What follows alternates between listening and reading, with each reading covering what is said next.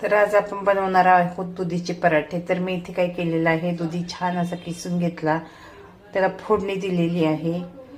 तर त्या फोडणीमध्ये मी थोडंसं तेल टाकलं, हिरव्या मिरच्या 7 ते 8 हिरव्या मिरच्या, लसूण, जिरं, थोडंसं मीठ, मिक्सरला छान असं बारीक केलं. नंतर गॅसवर कढई ठेवली, कढईमध्ये थोडंसं तेल टाकून घेतलं.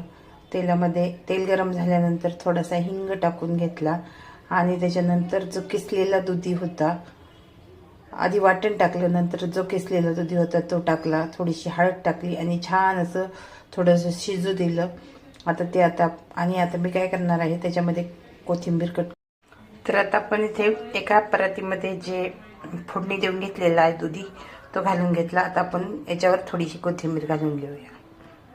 त्याच्यामध्ये बसेल तेवढं गव्हाचं पीठ आणि थोडंसं डाळीचं पीठ घालून घ्यायचं, म्हणजे आपले पराठे खूप छान असे होतात.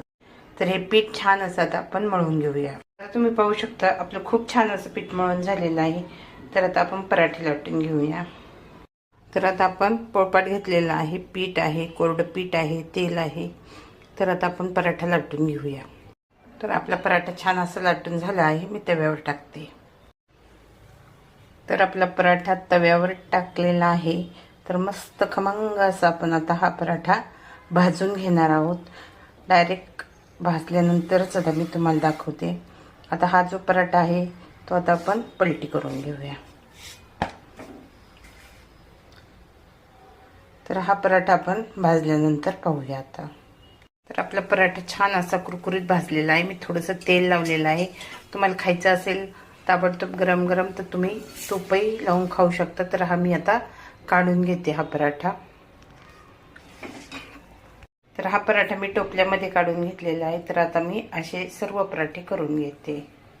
अशा रीतीने आपले दुधीचे छान असे पराठे झालेले आहेत. तुम्ही लोणच्याबरोबर खाऊ शकता, चटणीबरोबर खाऊ शकता, दह्याबरोबर खाऊ शकता.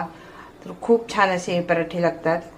डब्याला नेऊ शकता किंवा पिकनिकला चाललात, पिकनिकला नेऊ शकता.